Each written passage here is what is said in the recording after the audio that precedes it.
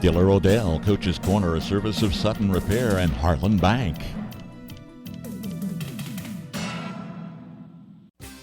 Sutton Repair and Odell can work on all makes and models of cars, trucks, or vans. With over 45 years of experience, their ASE certified technicians can get your vehicle running in top condition. All engine work, including transmissions.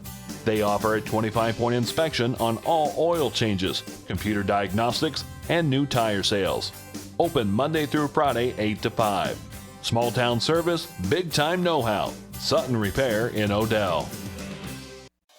Hey Griffin fans, when your team heads into battle, we understand the power of supporting your community and local athletes. That's why at Heartland Bank, our commitment goes beyond banking.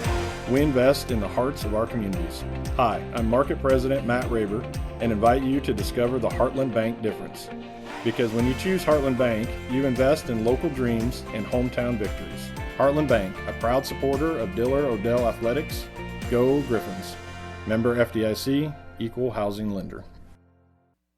Welcome to the Diller-Odell Coaches Corner program. Joined now with John Moore, head coach of the Diller-Odell girls. Coach, you're 7-3 on the season. Had a nice little winning streak there before running into a tough Sacred Heart team Friday night. As you kind of prepare for this Medeca's tournament coming up in midpoint of the season, how do you feel you're playing? Well, I would have said really well before Friday night, and we went down to Falls City, and we just didn't shoot the ball very good. Our defense wasn't as good as it should have been, I think, and don't get me wrong, Falls City Sacred Heart's always a good team, but we shot a combined about 16% from the field that night, both from the 2- and 3-point shooting areas. Give Sacred Heart some credit as far as how they play defense, though, but that's kind of a downer going into Medeca's. Obviously, it's a big tournament for us this week and for all the small towns around southeast Nebraska. Falls City Sacred Heart is in it, but they're on the other side of the bracket. But our first round game tonight is against Tri-County, and we were fortunate to beat them over the Christmas holiday in Christmas tournament. We got first place there, which was a good win for us, but now we got a rematch tonight. So it won't be very easy, but we're looking forward to playing in the tournament. And I was going to ask you about that game coming up this evening and talk about that. With a win, do you feel that helps your team be prepared against this team, or do you just have to prepare even harder knowing they know what you bring? A little bit of both. I mean, we should have some confidence. In that game earlier, it was the 30th of December we played it. I mean, we had a couple leads of 20 in that game, and give them credit, they kept fighting back, and they cut it to 3 or 4 points in the fourth quarter, so it was a nail-biter till the end. You know, we know each other a little bit. This will be the only team we played twice this season so far, but so we, adjust a little bit. I'm sure they will as well, and playing in the old auditorium up in Beatrice, that's kind of it's a cool place to play, yet, the girls aren't used to playing in those kind of gyms for the most part. And so I guess who gets off to a good start will maybe be, have an upper hand in tonight's game.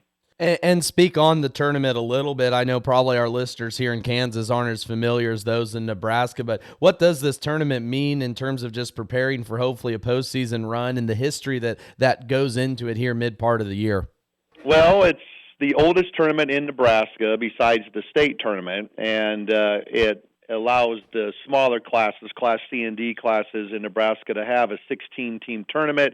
They have two divisions, A and B, and the better teams in the area are supposed to be in the A bracket, and we've been fortunate to be in that bracket for the most part. But it kind of is a mini-state preparation because you can have 3 games in a week, and if you make it to the semifinals on Thursday, then you'll play Thursday and Friday, whether it be for a championship or third place on Friday. So it's kind of a good time to prepare against good teams and in a traditional setting. So it's kind of like it kind of tells you where you're at the midseason mark. We've had the first part of the season, people made adjustments, and now we're at the midseason mark. And if you do well in the tournament, it kind of can get you going for the second half of the season. So that's what we're hoping it'll do to us.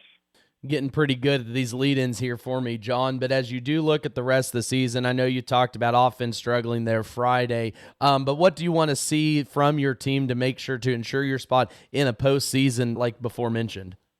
Just, again, this is a cliche, but just more consistency. Mm-hmm. We have a veteran lineup that's been starting for us, and they didn't really perform like veterans on Friday. So I just want them to be more consistent with their overall play. I think we got to get a little bit harder nosed on defense for one, and then just feel more comfortable on offense. I mean, we're always adapting and throwing new stuff at them, but more consistency. But you'd probably ask 8 out of 10 coaches would probably say that.